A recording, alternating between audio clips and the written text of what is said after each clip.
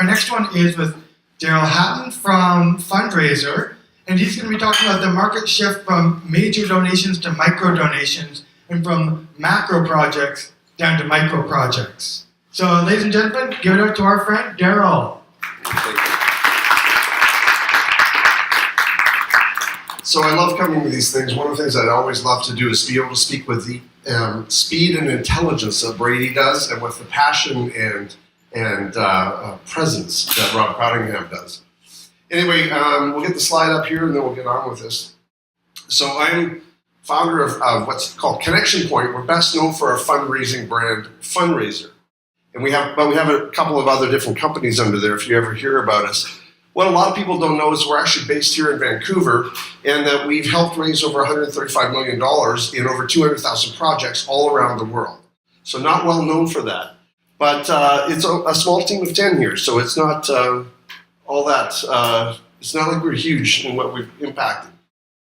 Some of the things I want to talk to you about today, we talked about at the Future of Crowdfunding conference with Bloomberg in New York in November. We were invited to talk about what the major trends are, and there's distillation of two of those ideas that we wanted to bring in here today. If you want more information about that, it's a good thing to check up on the website. The whole interview was published, and it was live streamed all across the Bloomberg terminals and on the Bloomberg channels in the US and in Asia, in Europe. So there's more information on that. Big question is, in a lot of situations around a trend, what's the problem? What's the problem we're trying to address? And in this case, I think one of the things that we're going to look at with these trends, the problems of demographics. I'm sorry for this small slide. These will be available afterwards if you want. But this is the different cohorts that were done in the different generations in the US, unfortunately, but over the last few years. So as we're going across, we're seeing the number of people that are in each age category. And you've heard the words for this before. This is the category of the baby boomers and Generation X. So I'm in this category. Born anywhere from 1946 up to 1980. Particularly, I was born in 61, so I'm technically a boomer. Key thing about this is the area of the population where most donations were coming from for a long period of time. This is a very generous cohort. It was the very largest cohort for the longest period of time, and it contributed the most to our philanthropy. A lot of the models that we have right now for dealing with donors are based on dealing with this demographic. The way we communicate with them, their expectations, how we want to engage, how frequently we engage, all of that is defined in that category. And then something happened called the internet. And the next two generations that were born are what we call the internet generations. They're millennials or they're Generation Z, and these are the groups that have followed. The most important and interesting thing about this is two things. One, collectively, they're bigger than the biggest generation out there, the boomer generation. So there's so many of these that they will become the major force that we have to look for donations coming into our models moving forward. Second thing about it is that as a group, every generalization is false, including the one I'm about to make. But as a group, they tend to dislike all the ways that they were communicated with the previous generations. So where it used to work, where you would send out a calendar at the end of the year with an envelope in it that said, please, will you submit a contribution back to me? And you were getting checks in the mail. That was fantastic. The digital, or we call them digital native generation, is likely to look at that and going, oh my goodness, you've just sent me a dead tree fired around the world on a carbon-generated airplane, and you want me to send you a check back. Why can't I do this all electronic? So the big component here is the differences between the generations is pretty significant. And the techniques that we've used before won't work now. Again, sorry for this eye chart. The thing that's kind of important here is basically, to tell the truth, the boomers are dying off. They're going, some of them rather rapidly. And so they'll no longer be a source of funding moving forward. And the key thing is that they were very generous in terms of the way the funding worked for most organizations. We become quite dependent on them. And as you can tell, I've had a cold, so I'm losing the voice quickly here. And if we're going to replace that revenue, we're going to have to start thinking about the differences of how we might communicate with a different generation. The second part of the problem that we're looking at is that marketing is no longer effective. It's incredibly difficult to get a marketing message in front of a consumer now. A consumer means, in this case, your donor.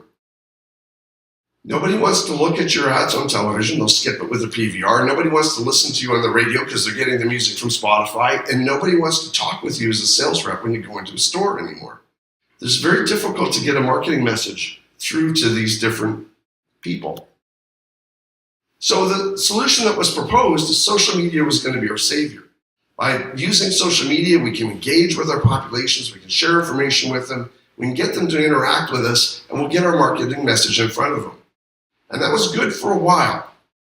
But one of the things that's happened recently, especially with Facebook creating its own scandals, people distrusting the platform a lot more, over the last little while, the green line is search traffic that was delivered to a series of websites using Google results. And the green line is the search traffic that was coming, or the reference traffic that was coming to those websites that was directed by Facebook. So it's gone from being a very significant component of the traffic that was coming to a website into what was half of was before.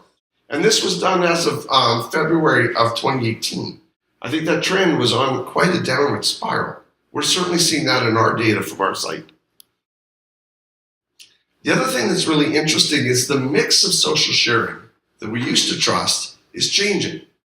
In this is the overall content, the amount of traffic that's come to each different site based on the source or the type of social sharing.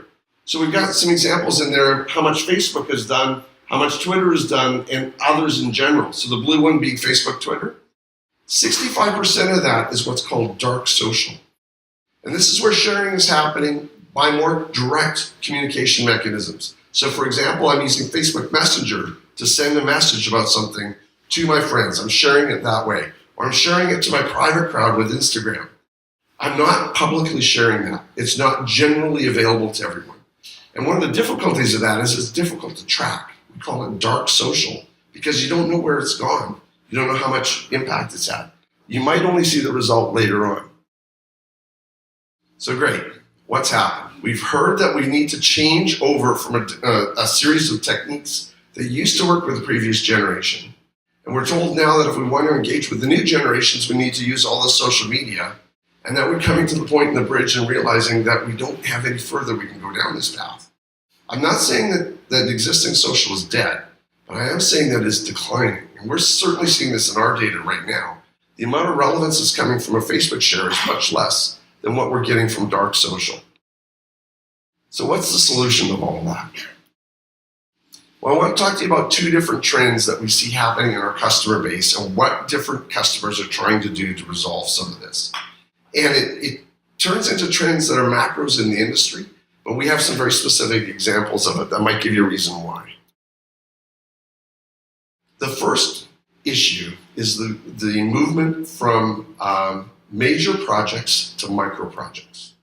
So if you think about a major project, you may want to fund a school or something like that. A micro project is how can you break that down into much smaller pieces so it's easier to do? How do you eat an elephant? One bite at a time. If we focus on the little bits of a problem, we can resolve it. And when we're looking at trying to replace this huge amount of funding that we've lost, one of the ways to look at it is to break it down into smaller chunks and see what we can do to effectively add more techniques to supplement it and eat it one bite at a time. The second thing is that if we want to try and replace big gifts, one of the things we can look for is to try and actually go and find a way to get the new community to give us a bunch of big gifts. Or we can talk about the movement from major gifts to micro gifts, where instead of focusing on getting the one gift a year from someone, we focus on trying to get them more engaged with us and giving us more gifts all the time. Gates Foundation did a little bit of a study on this, and they said, it makes sense when you think about it. What's the way to increase the amount of revenue you get from a donor? Do I ask them for a bigger and bigger gift all the time? Or do I ask them to give more frequently, smaller gifts, much smaller gifts? And the answer was based on data, was to get them to give much more frequently and much smaller gifts. The reason for this pans out in this way. When we're giving, we're actually buying brain chemicals. This is a good thing to do. And we're getting a result, and that result is creating chemistry in our brain, specifically these 4 different hormones. This is why when we give, we feel good.